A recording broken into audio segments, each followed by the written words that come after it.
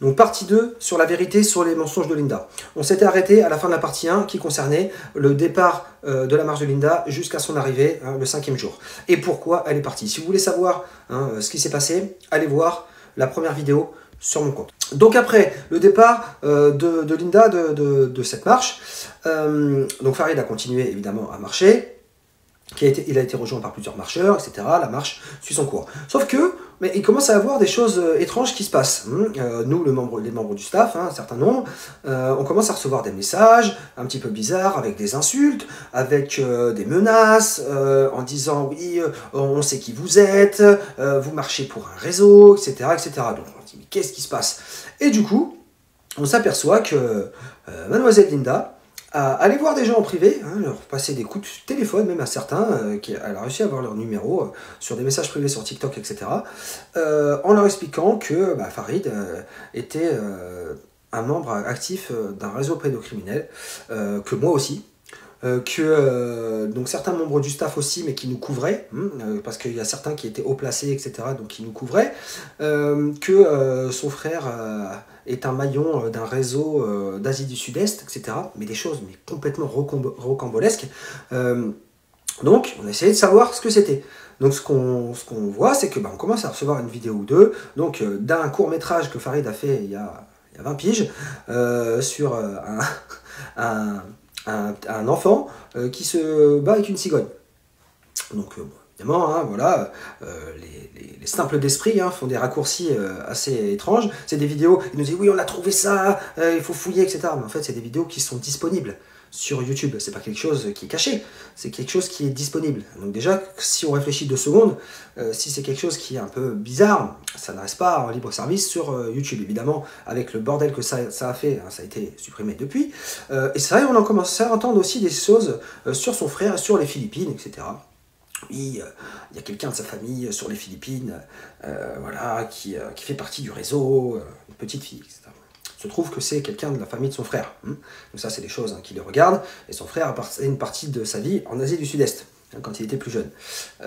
Donc des choses, mais qui n'ont rien à voir. Moi, je sais exactement ce que c'est, mais ça, on gardera ça pour la justice. Il faut bien savoir qu'après tout ça, donc Farid, sur sa marche, a eu... donc les gens ont pris ça comme des paroles d'évangile, en racontant n'importe quoi. Ça, c'est des choses qui ont été inventées. Donc c'est des raccourcis qui ont été faits pour nuire à Farid. Alors, ce qu'il faut savoir, c'est que on avait d'autres personnes avec nous dans le staff qui, pour certaines, ont cru à ces balivernes-là.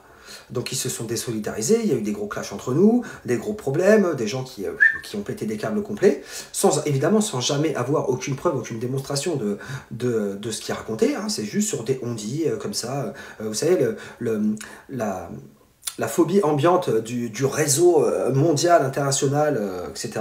Sachant que nous, on combat ça. Donc si on est bien au fait d'une chose, c'est ça. Mais non, c'est des gens qui sont dans une parano très très profonde et qui continuent à raconter ce genre de choses-là. Donc ça va très très loin. Donc après ça, Farid, donc sur sa marche, a commencé à voir des gens qui le suivaient, de loin, etc. Ça, Farid n'a pas voulu inquiéter ni les lives, ni ses parents, parce qu'il faut bien comprendre que sur les lives, il y avait nos familles, nos parents, et les parents de Farid sont des gens quand même âgés, de ne pas les inquiéter. Vous imaginez si on vous dit que votre fils est en danger ou qu'il est suivi par des personnes bizarres, etc. Forcément, ça va inquiéter les parents. Donc ça, nous, on l'a su, mais c'est resté plutôt secret. On commence à recevoir des messages bizarres de gens masqués qui disaient on va vous attraper, on va vous faire ci, on va vous faire ça, etc. Bon. Ça, c'est une chose. Mais ça va plus loin que ça encore. C'est-à-dire qu'après ça, il a commencé à avoir des menaces de mort. Mais pas qu'en privé, sur des lives. Alors, je vous mets les captures d'écran ici. Vous regardez bien les captures d'écran. Donc, il y a des menaces de mort. Il y a des chasses à l'homme. Il y a l'adresse de Farid qui circule sur les réseaux. Et tout ça par le biais de Linda. Ça, il faut bien comprendre que ça, c'est Linda qui a propagé toutes ces rumeurs-là et toutes ces choses-là. Mais Linda, elle n'était pas seule. Elle était accompagnée de quelqu'un à l'époque. D'un mec, un gars. Et bizarrement, ce gars-là, du jour au lendemain, il n'a plus été en contact avec Linda. Alors ça, je me demande bien pourquoi. Je vais vous montrer ce qui a circulé aussi dernièrement. Regardez bien ça. C'est un organigramme qui a été fait Et vous vous rendez compte, les gens, jusqu'où ils vont?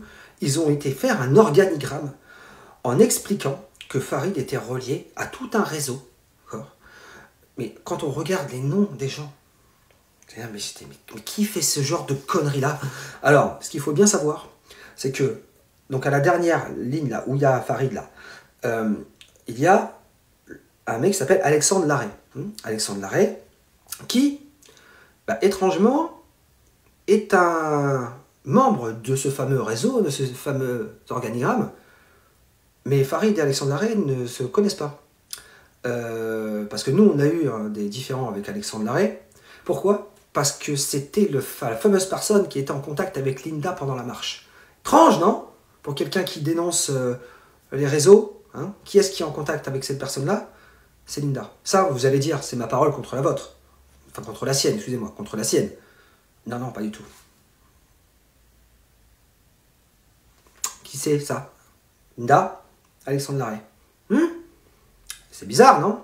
Moi, je pense que cette personne a un gros problème psychologique, hein, et qu'elle elle part dans tous les sens et qu'elle est en train de faire n'importe quoi. Voilà, donc là déjà, vous avez certaines preuves sur certaines choses. En plus de ça, donc nous, les membres du staff, hein, qui se reconnaîtront, hein, je les embrasse, on en a pris plein la tronche. Mais quand je vous dis plein la tronche, ça a été des menaces, des attaques personnelles sur nos familles, sur nos enfants, sur notre parentalité.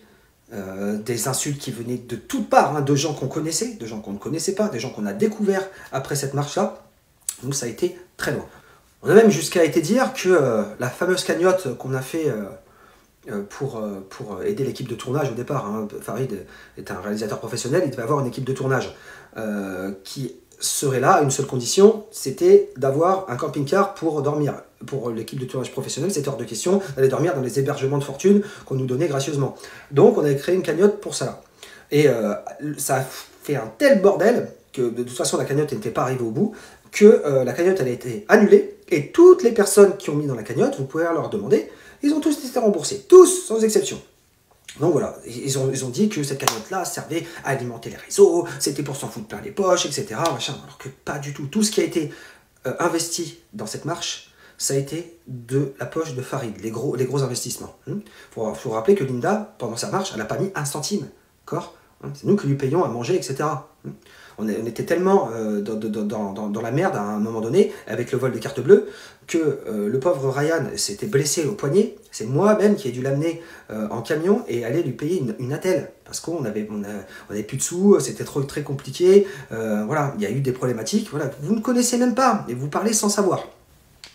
Bref, pour en revenir à ce que ça a amené après, donc c'était des lives et des lives avec des personnes qu'on ne connaît ni d'Ève ni d'Adam, hein, qui ont cru, dur comme fer, au dire de Linda. Hein, ça allait donc jusqu'aux menaces de mort. Hein, je vous en remets là ici, hein, menaces de mort, l'adresse de Farid qui circule sur les réseaux, des chasses à l'homme, hein, et d'autres personnes qui sont fait complètement avoir, qui font des vidéos carrément sur Farid, sans le connaître.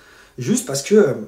voilà, il y a un peu des incompréhensions sur la situation de Linda et de sa fille, etc. Donc comme je vous dis, je ne veux pas parler de sa fille, c'est pas le sujet.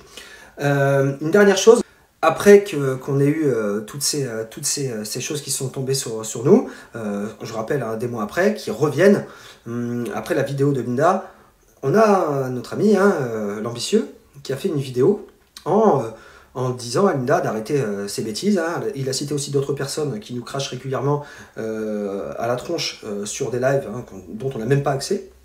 Il a fait une vidéo dessus en s'exprimant. Et regardez ce qu'a répondu Linda. Et ça se permet, l'handicapé, là, l'ambitieux, là. Toi, je te jure, moi, je le dis, hein, je me bats. Hein. Je suis silencieuse, hein, mais vous imaginez même pas. Je suis silencieuse. L'ambitieux, toute la clique, là. On va t'attraper, toi, ton handicapé, là. Hein? Ça, c'est le genre de réponse qu'elle va donner à quelqu'un qui est en contradiction avec elle, qui répond à ses attaques. Insulter, hein, d'handicaper une personne qui est en situation de handicap, ça va chercher dans le loin, ça. Hein, ça va chercher très loin.